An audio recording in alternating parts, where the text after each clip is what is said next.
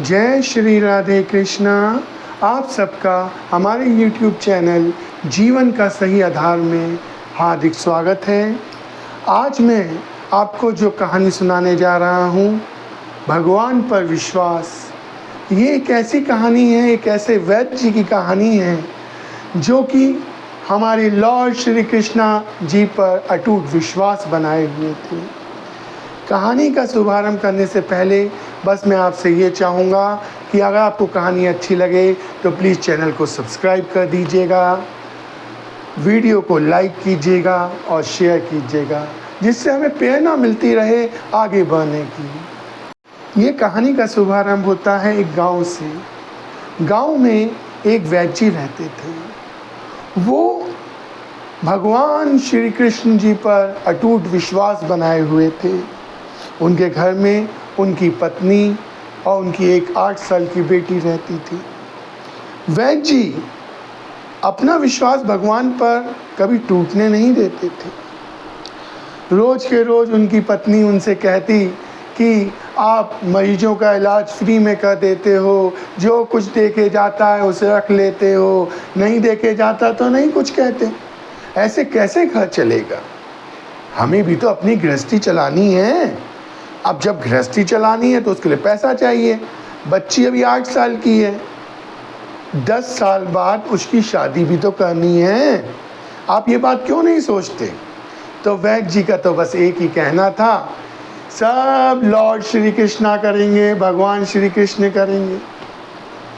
और वो अपनी पत्नी से कहते थे एक बात, वो कहते थे अपनी पत्नी से कि जब भी तुम्हें किसी भी चीज़ की ज़रूरत हो उसकी एक लिस्ट बना दिया करो और वो लिस्ट मुझे दे दिया करो। वो लिस्ट मैं लेके जाऊंगा दुकान पर और लॉर्ड श्री कृष्णा जी के महापावन चरणों में रख दूंगा। लॉर्ड श्री कृष्णा जी स्वयं ही वो हमारी ज़रूरत पूरा कर देंगे। उनकी पहले तो पत्नी हंसती थी, लेकिन फिर भी उन्होंने वैद्य जी की बात मानी और लिस्ट जो है रोज़ के रोज़ दे देती थी। अब वैद्य जी अपनी दुकान पर आते, सबसे पहले धूप बत्ती करते और जो लिस्ट दी होती थी पत्नी ने, वो लॉर्ड श्री कृष्णा जी के महापावन चरणों में रख देते थे। ये दिनचर्या चलती आ रही थी। एक दिन की बात है कि वैद्य जी अपनी छोटी सी बिटिया के साथ अपने दुकान पर बैठे हुए थे। मरीज आ रहे थे, मरीजों को देख रहे थे। लेकिन हमारे वैद्य जी सीधे साधे वैद्य जी कभी भी किसी से कुछ नहीं कहते थे। जो पैसे देता उसे श्रद्धापूर्वक रख लेते थे, अगर नहीं भी दे पाता था तो कोई बात नहीं। और उन्होंने एक नियम और बना रखा था कि इतने बजे के बाद अगर कोई मरीज आया तो उससे एक पैसा भी नहीं लेना। अब क्या हुआ कि मौसम खराब था, मरीज भी ज़्यादा नहीं आए थे। आज 1-2 मरीज बैठे थे। बिटिया बोली कि पापा पापा अब घर चलते हैं। अब बिटिया की बात वैद्य जी कह रहे थे सुनकर कि बिटिया हम अभी जो 2-4 मरीज हैं उन्हें देख लें और उसके बाद घर चलेंगे। आज मौसम भी ख़राब हो रहा है, हो सकता है कि तेज़ आंधी या तूफ़ान आए या बारिश भी हो सकती। इतनी देर में एक कार अचानक आके उनकी दुकान के पास रुक गई और उसके बाद स्टार्ट नहीं हो रही थी। उस कार से एक व्यक्ति नीचे उतरता है। दिखने में तो ऐसा लग रहा था कि वो हिंदुस्तान किसी काम से आया है, बाहर का ही दिख रहा था। अचानक बारिश तेज होने लगी। वो तुरंत दौड़कर कार का खोलकर वो दौड़कर जो है वैद्य जी की दुकान पर आ गया। उसने वैद्य जी से पूछा कि वैद्य जी, क्या कोई कार का मैकेनिक आसपास मिल सकता है? तो वैद्य जी बोले अभी तो तेज बारिश हो रही है, इस समय मैकेनिक कहाँ से मिलेगा। लेकिन फिर भी पीछे की साइड, हमारी दुकान के पीछे की साइड ही एक मैकेनिक है, मैं उसका फ़ोन नंबर मेरे पास है, मैं आपको फ़ोन नंबर दे देता हूँ, आप उससे बात कर लीजिए।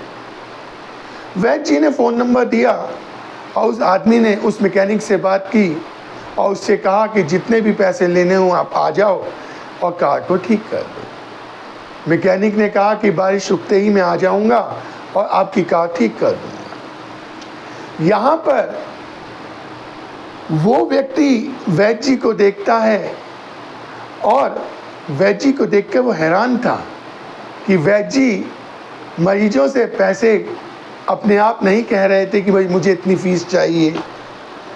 जो भी मरीज पैसे दे रहा था रख लेते थे और नहीं दे रहा था तो कोई बात नहीं। वैद्य जी को ऐसा इंसान देखकर वो व्यक्ति हैरान था। अब क्या हुआ कि वो व्यक्ति वैद्य जी से बात करने लगा। वैद्य जी ने उसे आदरपूर्वक कुछ खाने को दिया और जल दिया। उसने जलपान करने के साथ साथ वैद्य जी से पूछा कि वैद्य जी आपकी दुकान को करते हुए आपको कितने साल हो गए। वैद्य जी बोले कि मुझे 40-45 साल से ऊपर हो चुके हैं। बोले अच्छा, कह रहे मैं जब मात्र 10 साल का था तब से अपने पिताजी के साथ दुकान पर बैठा करता था। उन्होंने कहा अच्छा। फिर अब वो व्यक्ति वैद्य जी से खुल जाता है और वैद्य जी से कहता है कि वैद्य जी मेरी शादी को 12-13 साल हो चुके हैं लेकिन मेरी कोई संतान नहीं है। क्या आप मुझे ऐसी दवाई बना के दे सकते हैं जिससे हमारे घर में भी खुशियाँ आ सके। तो वैद्य जी कहते हैं ये सब तो लॉर्ड श्री कृष्णा जी के हाथ में है। हाँ, अगर तुम विश्वास करते हो तो मैं दवाई दे सकता हूँ। वैद्य जी ने दवाई की पूरियाँ बनाई और पूरियाँ बनाने के बाद उस व्यक्ति को दे दी और दवाई को लेने का नियम समझा दिया। इतनी देर में बारिश भी रुक गई। मैकेनिक आया, जरा सी खराबी हुई थी कार में, उसने कार को ठीक कर दिया। अब उस व्यक्ति ने मैकेनिक को पैसे देने के बाद वैद्य जी से कहा कि आपकी दवाई के कितने पैसे हुए। वैद्य जी ने समय देखा और कहा कि मैं पैसे नहीं ले सकता, क्योंकि उन्होंने नियम बना रखा था कि इतने समय के बाद अगर कोई मरीज आता है तो मैं उससे एक पैसा भी नहीं लूँगा। अब वो आदमी ये देखकर हैरान था कि वैद्य जी पैसे लेने को तैयार नहीं है। उस व्यक्ति ने वैद्य जी को धन्यवाद दिया और वहाँ से चला गया। अब 10 साल बीत चुके थे और वैद्य जी का नियम तो वही था जो बना हुआ। एक दिन सुबह सुबह वैद्य जी की पत्नी वैद्य जी से लड़ने लगी और कहती है कि आपने तो हद कर दी है। 18 साल की बिटिया हो चुकी है, उसकी शादी नहीं करनी है, दहेज का इंतजाम नहीं करना है। और एक बात और बताओ, बारात आएगी तो उसे खिलाओगे क्या? तुम्हारे पास तो कुछ भी नहीं है।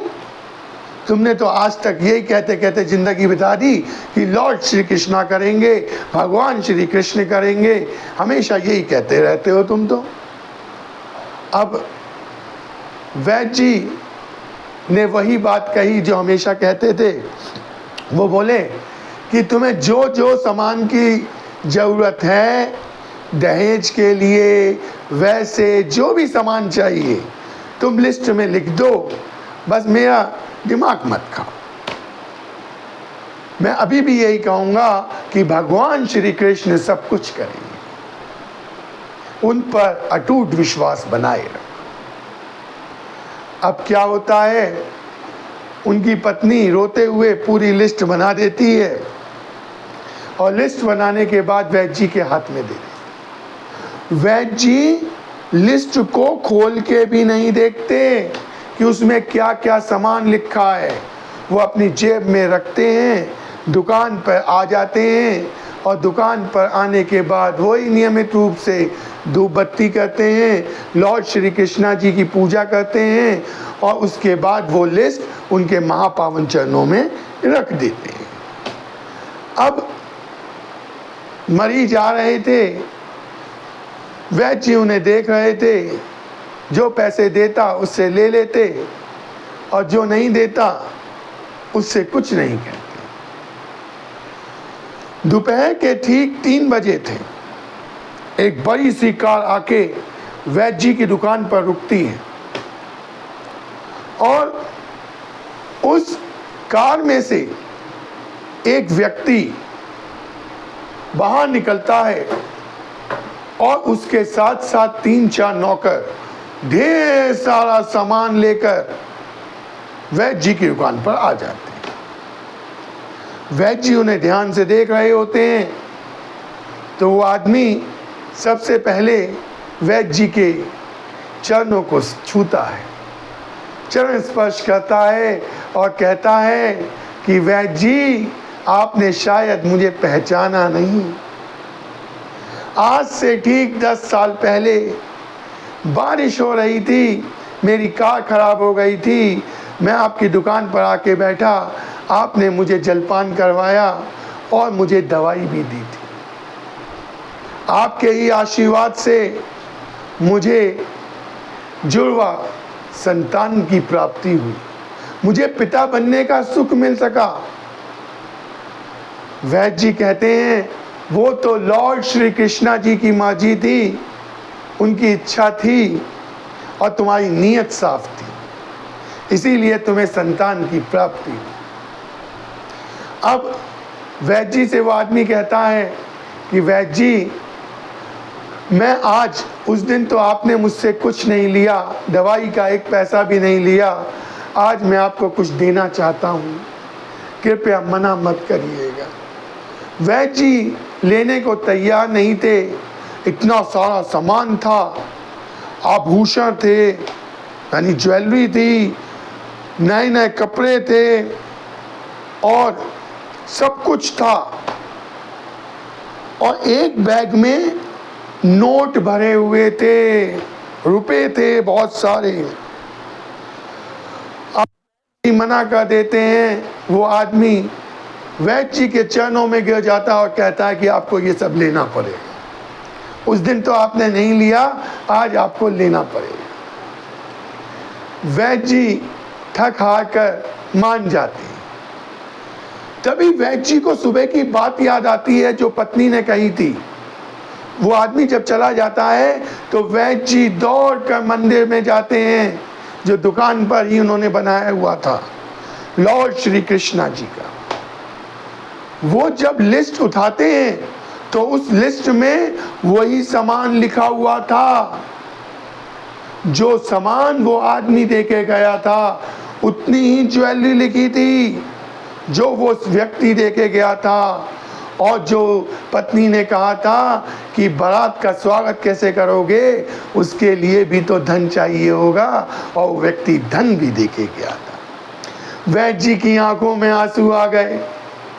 वैद्य जी लॉर्ड श्री कृष्णा जी के महापावन चरणों में गिर गए और रोते हुए कहने लगे कि हारे का सहारा मेरा श्री श्याम जी प्यारा, मेरे श्री कान्हा जी जब जिसके साथ होते हैं वो जीवन में कभी असफल नहीं हो सकता, बस भगवान पर विश्वास बनाए रखो। इसीलिए मैं आपसे कहूँगा कि लॉर्ड श्री कृष्णा जी पर कभी भी अपना विश्वास मत खोना। वो जिसकी उंगली पकड़ लेते हैं ना एक बार, तुम भूल सकते हो उन्हें, लेकिन वो तुम्हें नहीं भूलेंगे, इसकी मैं गारंटी देता हूँ।